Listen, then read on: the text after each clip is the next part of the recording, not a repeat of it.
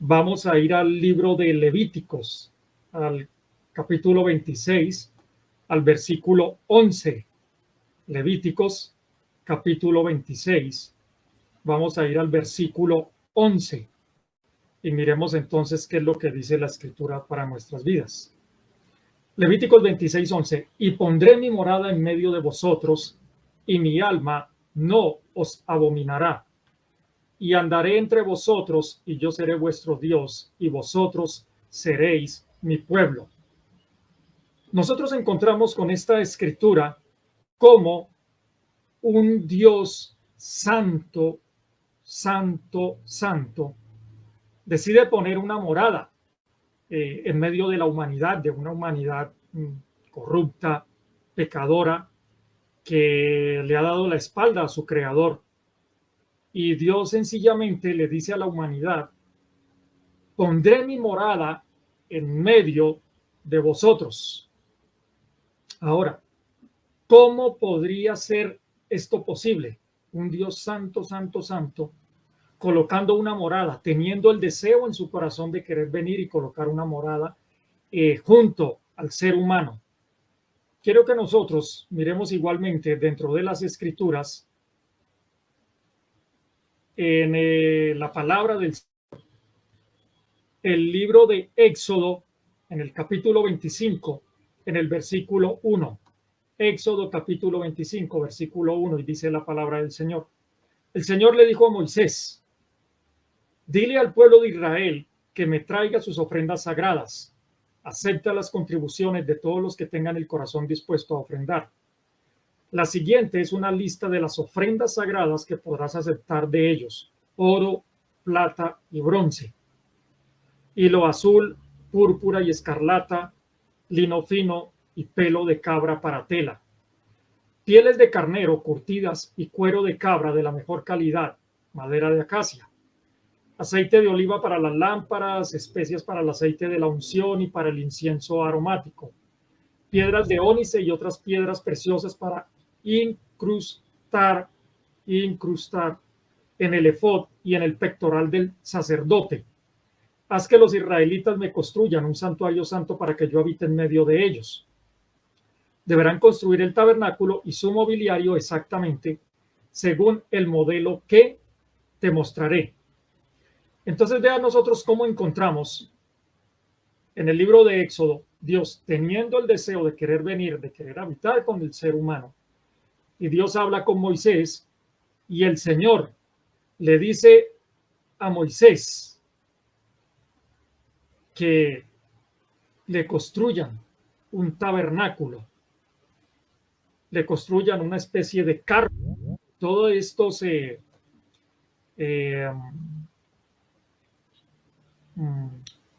materiales y herramientas que nosotros hemos visto. Por ejemplo, usted puede ver allí y dice que le trajeran oro, plata, bronce, pero mire que también dice que le trajeran hilo. Dice también que le trajeran pelo de cabra para tela. Dice también que le trajeran, por ejemplo, pieles de carnero curtidas, que le trajeran también madera. Bueno, una serie de materiales. Y Dios tiene ese deseo en su corazón de querer venir y de alguna manera poder estar en medio del ser humano. Ahora, miremos esta gráfica para aquellas personas que pues tienen la posibilidad de poder ver lo que estamos en este momento enseñando. Y ahí usted puede encontrar un modelo acerca de ese tabernáculo, esa carpa que Dios le manda a Moisés a construir para que Dios pueda cumplir ese anhelo o ese deseo de no dejar allí a la humanidad como a la deriva, como de pronto algunas personas piensan, es que eso Dios está por allá ocupado cuidando que los planetas no se vayan a estrellar, que las estrellas no se vayan a estrellar. Dios, que va a estar interesado en el ser humano. Pues déjame decirte, con esos dos versículos que acabamos de leer, que Dios sí está interesado.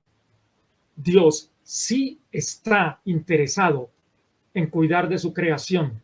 Dios está interesado en cuidar de sus hijos. Ahora, que el ser humano le quiera dar la espalda y que el ser humano no quiera cumplir los mandatos de Dios, y que el ser humano diga, no, déjame que yo manejo mi vida como quiera, pues ahí podemos encontrar, en cómo se encuentra el mundo en estos momentos, podemos encontrar y podemos ver cuáles son las consecuencias de cuando el ser humano no cumple el reglamento establecido. Es como cuando usted, por ejemplo, va a montar una moto o un carro o aún una bicicleta, o el simple hecho de que usted sea un peatón. Mire, usted sale a la calle y usted va a encontrar señales de tránsito. Y usted dice, es que yo quiero salir de mi casa y yo quiero llegar a tal destino, ese va a ser mi objetivo, ese va a ser mi propósito, llegar a tal lugar. Pero si aún usted como peatón anda por la mitad de la calle, o si hay un semáforo que envía una señal y usted se pasa esa señal, una señal de alto, y sucede un accidente, usted no le puede echar la culpa a la señal. Usted no le puede echar la culpa al tránsito. Usted no le puede echar la culpa a otras personas. Si hay normas y leyes y usted viola esas normas y leyes, pues sencillamente cuando viene un accidente o cuando viene una consecuencia, aunque el ser humano hace la fácil, todos los demás son culpables menos yo. Pero cuando usted viola leyes y estatutos, pues sencillamente no busque echarle la culpa a los demás. Ahora, mire por lo menos, después de que el Señor envía a construir lo que es ese tabernáculo, más adelante, cuando nosotros llegamos a Segunda de Samuel, capítulo 7, comencemos a leer desde el versículo 1, Segunda de Samuel, capítulo 7, versículo 1, y dice la palabra del Señor. Una vez que David se instaló en el palacio y el Señor le dio descanso de los enemigos que lo rodeaban, el rey mandó a llamar al profeta Natán. Mira, le dijo David, yo vivo en un hermoso palacio de cedro, mientras que el arca de Dios está allá afuera en una carpa. Ya usted vio el tabernáculo que le acabamos de mostrar. Natán le respondió al rey, adelante, haz todo lo que tienes pensado, porque el Señor está contigo. Pero esa misma noche el Señor le dijo a Natán, ve y dile a mi siervo David, esto ha declarado el Señor, ¿acaso eres tú el que me debe construir una casa en la que yo viva? Desde el día en que saqué a los israelitas de Egipto hasta hoy, nunca he vivido en una casa. Siempre fui de un lugar a otro con una carpa y un tabernáculo como mi morada. Sin embargo, donde quiera que fui con los israelitas, ni una sola vez me quejé ante los jefes de las tribus de Israel. Los pastores de mi pueblo Israel, nunca les pregunté, ¿por qué no me han construido una hermosa casa de cedro? Ahora ve y dile a mi siervo David, esto ha declarado el Señor de los ejércitos celestiales. Te saqué de cuidar ovejas en los pastos y te elegí para que fueras el líder de mi pueblo Israel. He estado contigo donde quiera que has ido y destruí a todos tus enemigos frente a tus propios ojos. Ahora haré que tu nombre sea tan famoso como el de los grandes que han vivido en la tierra. Le daré una patria a mi pueblo Israel y lo estableceré en un lugar seguro donde nunca será molestado. Las naciones malvadas no lo oprimirán como lo hicieron en el pasado, cuando designé jueces para que gobernaran a mi pueblo Israel. Y te daré descanso de todos tus enemigos. Además, el Señor declara que construirá una casa para ti, una dinastía de reyes. Pues cuando mueras y seas enterrado con tus antepasados, levantaré a uno de tus hijos de tu propia descendencia y fortaleceré su reino. Él es quien edificará una casa, un templo para mi nombre, y afirmaré su trono real para siempre. Tremendo de lo que leemos aquí en Segunda de Samuel 7, porque vean que es el rey David, el que dentro de su corazón, viendo que él está muy bien, que tiene una casa lujosa, que tiene mucha prosperidad, que tiene una riqueza financiera tremenda, y el rey David, cada vez que pasaba viendo el tabernáculo, él decía, oiga, yo como estoy de bendecido, yo como estoy de próspero, vean la cantidad de finanzas que yo tengo, estoy ganando muy bien.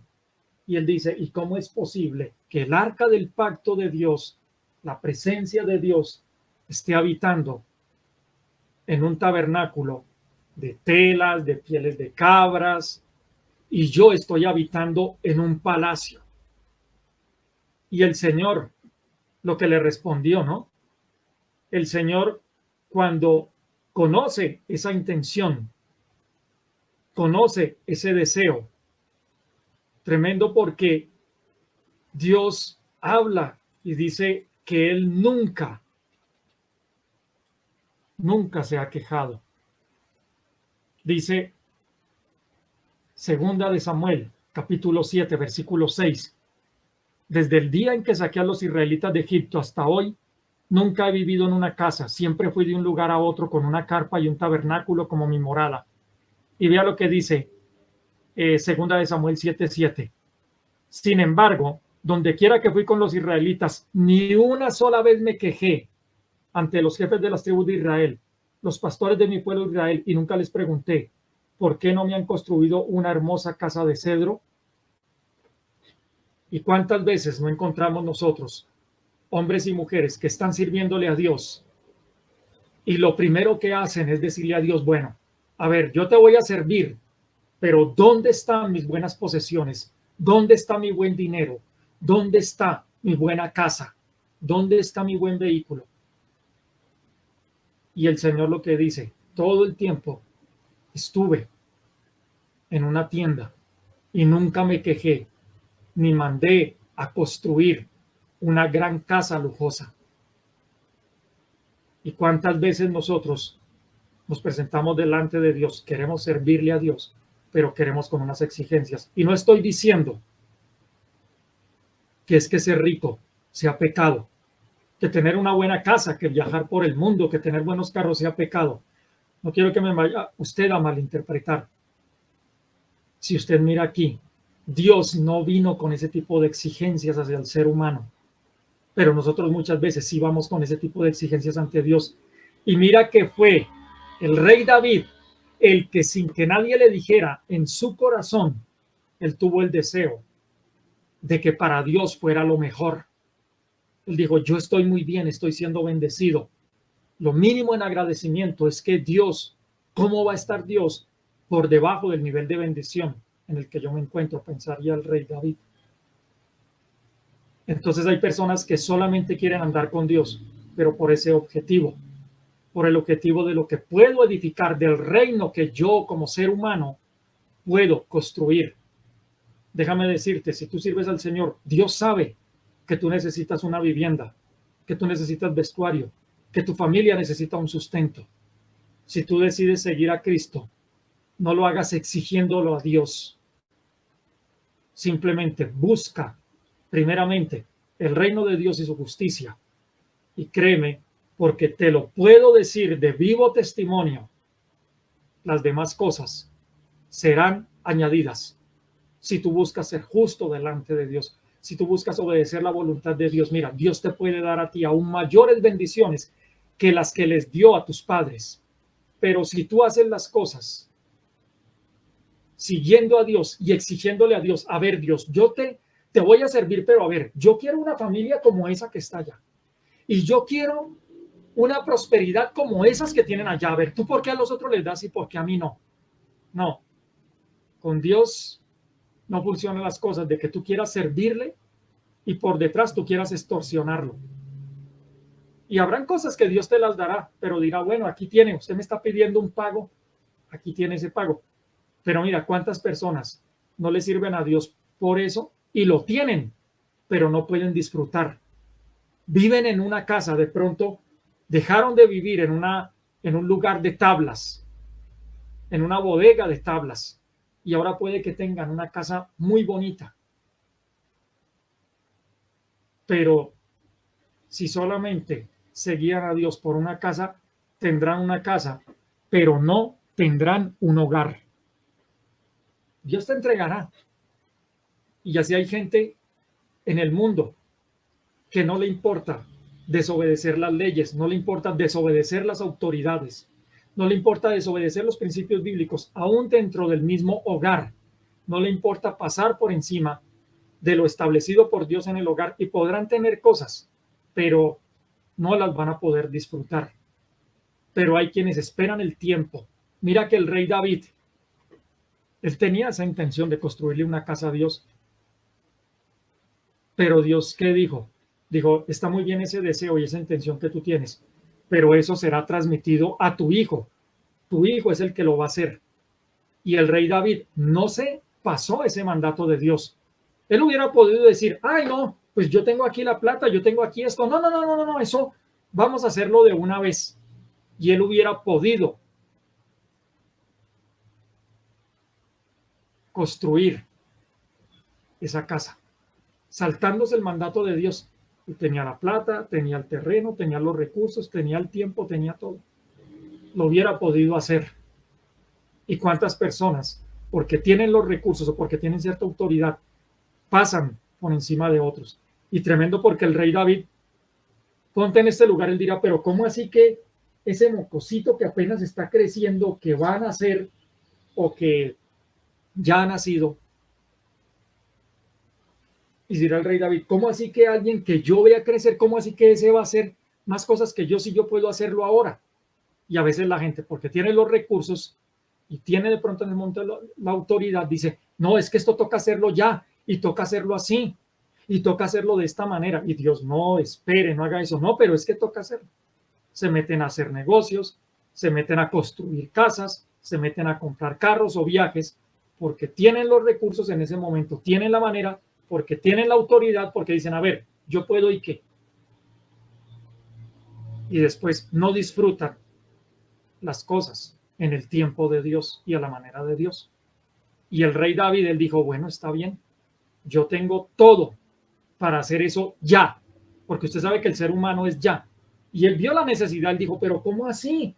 Pero es que hay una necesidad, miren, veanla, allá está el arca. No, no, no, no, no, no, eso. Y a veces uno quiere ayudar a Dios, quiere ayudar a Dios. El rey David, yo sé que no habrá sido fácil para él, pero tuvo que contenerse. Si él se manda a hacer ese templo, teniendo todos los recursos, mire, hasta de pronto hubiera ocurrido un desastre natural y ahí se hubiera perdido toda esa plática. ¿Qué más podemos encontrar nosotros en las escrituras? Bueno, sigamos leyendo a ver la palabra del Señor que enseña. Ese templo que fue construido por Salomón, fue un hijo de David, más adelante fue destruido por los babilonios. Y luego ese templo fue reconstruido durante el reinado de Darío de Persia. Y años más tarde, Herodes, que fue uno de los reyes de Israel, le hizo una importante remodelación a ese templo y levantó pues lo que muchos consideran el segundo templo o el templo de Herodes. Aquí usted puede mirarlo en esta gráfica, quienes tienen la oportunidad de verlo, y mire ese templo tan tremendo. Vamos a comparar. Mire el tabernáculo. Ahí usted está viendo el tabernáculo. Ahora mire este templo. Mira la comparación de los dos. No hay punto de comparación. Mire ese templo tan majestuoso, ya hecho pues diríamos como de ladrillos, de cemento, de paredes. Mire ese tipo de templo. Uno ve el primer tabernáculo y uno dice, no, eso pasa un ventarrón, pasa una llovizna y eso lo va a destruir. Pero uno ve un templo de estos y uno dice, wow, o sea, tremendo. Entonces, aquí estamos viendo ya lo que fue la parte del templo de Herodes. Ya este no es el templo que construyó Salomón, este es el templo que después Herodes pues mandó a ampliar y a remodelar y todo esto mucho tiempo después. Y sucede que cuando vemos Marcos capítulo 13, en el versículo 1, dice que cuando Jesús salía del templo ese día, uno de sus discípulos le dijo, Maestro, mira estos magníficos edificios, observa los impresionantes piedras en los muros. Jesús respondió, sí, mira estos grandes edificios, pero serán demolidos por completo. No quedará ni una sola piedra sobre otra. No quedará piedra sobre piedra. Oiga, impresionante que ese templo de Herodes que les mostramos ahora fue destruido en el año 70 después de Cristo. Y nunca se habla de que el tabernáculo de reunión la tiendita, la carpa que vimos, nunca se habla de que ese tabernáculo de reunión que construyó el pueblo durante Moisés, nunca se menciona que ese tabernáculo, en su mayoría de tela, de madera, de algunos elementos de metal y pieles, nunca se menciona que haya sido destruido, que haya venido un tornado y lo haya arrancado, que un terremoto lo haya tirado a tierra. Pero tremendo, porque el fuerte y esplendoroso edificio de Salomón, y además después el de Herodes, ambos, tanto el de Salomón como el de Herodes, ese tipo de templos sí fueron destruidos y sí fueron arrasados. Uno de ellos, durante el reinado y la expansión del imperio babilónico, y el otro mucho tiempo más adelante. Así que impresionante, impresionante lo que nosotros podemos ver, cómo a veces la gente, cuando se encuentra en ciertas situaciones que los mantienen en la humildad, que los mantienen en la dependencia de Dios, personas que de pronto a veces no tienen tantos lujos, tantos bienes, tantas propiedades, tanto dinero, y usted ve y son las personas que frecuentemente están más en la iglesia, son los más colaboradores, están pendientes de la oración, del ayuno, pero cuando de pronto tienen una casa, cuando de pronto tienen un vehículo, cuando de pronto tienen la opción de viajar, ya usted no los vuelve a ver por la iglesia, por el templo, por el auditorio, por el lugar donde la asamblea de Dios se reúne. No, es que estoy muy ocupado, es que tengo que cumplir estos compromisos. Nosotros en la congregación en Impacto Global hemos visto muchas personas que han venido y que han pasado, personas que les ha faltado casa, que les ha faltado trabajo, que han estado en necesidad. Y ha sido tremendo porque en esos tiempos han sido de las personas más consagradas, más fieles y más comprometidas. Pero cuando han llegado estas bendiciones, uno diría, bueno, si ellos fueron muy fuertes, ahora que venga el esplendor, serán más comprometidos y más consagrados. Y me causa curiosidad porque, nuevamente, viendo ese tabernáculo, viendo esa carpa, y esa carpa nunca se menciona que haya sido incendiada, inundada, destruida. Y era una carpa. Y ahí estaba la presencia de Dios en la sencillez y en la humildad de esa carpa. Pero los otros templos que eran tan poderosos y tan majestuosos, sí fueron destruidos. Ahora, el tema de esta enseñanza se llama piedras vivas. Y si Dios quiere habitar, y si Dios quiere morar con nosotros, no nos quiere dejar solos. Mira lo que dice Isaías, capítulo 66, verso 1. Esto dice el Señor: el cielo es mi trono y la tierra es el estrado de mis pies. ¿Podrían acaso construirme un templo tan bueno como ese? ¿Podrían construirme un lugar de descanso así? Tremendo, el Señor dice, el cielo es mi trono. ¿Me pueden construir un templo que se parezca al cielo? Y luego, mira lo que dice el libro de los Hechos, en el capítulo 17, en el versículo 24. Él es el Dios.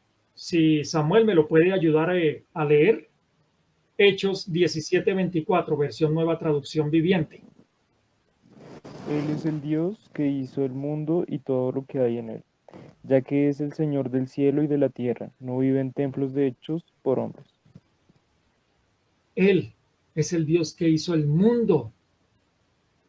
Él es el Señor de todo el cielo, de toda la tierra, y lo dice la Escritura. No vive en templos hechos por hombres. Ya estamos en el libro de los Hechos, en el Nuevo Testamento.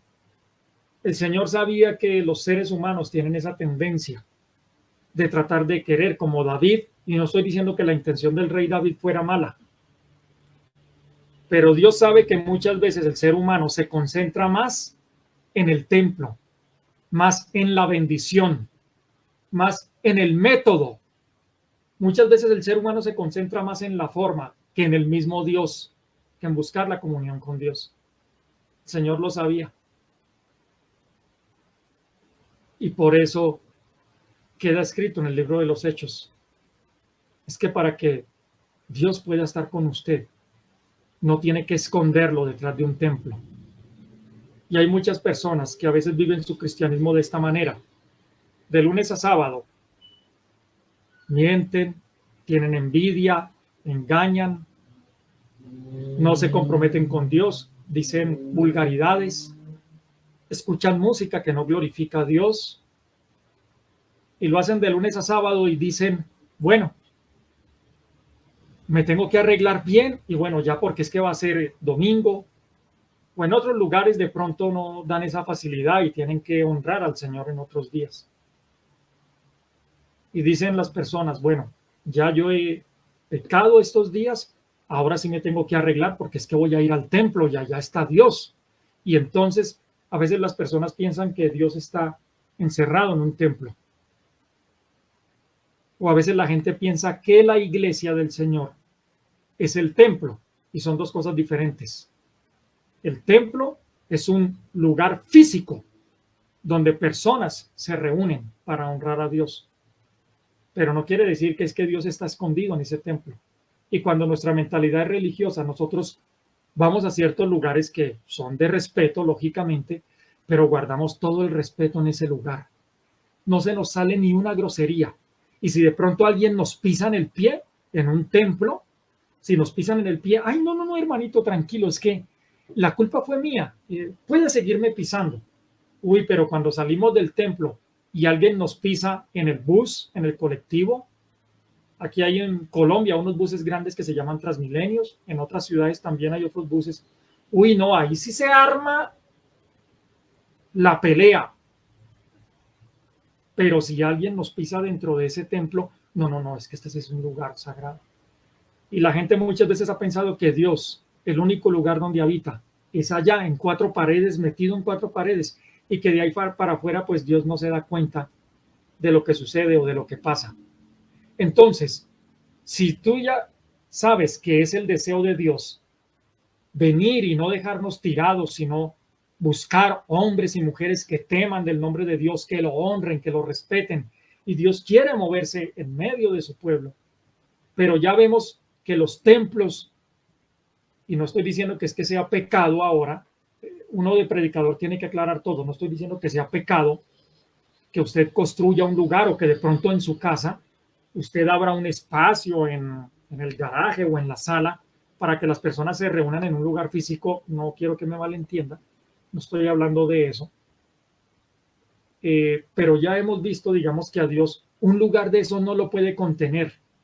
Un templo no puede contenerlo.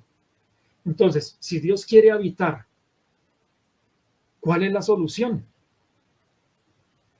Hay muchos templos y en muchas ciudades, y aquí en Bogotá hay muchos templos, pero usted sale y yo creo que más de la mitad de Bogotá no sigue a Dios, no respeta a Dios, pero hay muchos templos. Entonces, ¿cuál es la solución? ¿Será que Dios mañana o pasado mandará un aviso por YouTube o por Facebook y Dios dirá, a ver, necesito que me construyan un mega, ultra, super mega templo? ¿Y será que de pronto Dios quiere que construyan un templo tan grande como Bogotá o como Ciudad de México o como Nueva York o como Pekín? Un templo así grandísimo, grandísimo. ¿Será esa la solución? Vamos a las escrituras para finalizar y salir de este enigma. Palabra del Señor. Primera de Corintios capítulo 3, versículos 16 y 17. ¿No se dan cuenta de que todos ustedes juntos son el templo de Dios y que el Espíritu de Dios vive en ustedes? Dios destruirá a cualquiera que destruya este templo, pues el templo de Dios es santo y ustedes son ese templo. ¡Wow! Tremendo. Vea que Dios ahora no se impresiona por habitar en templos de oro.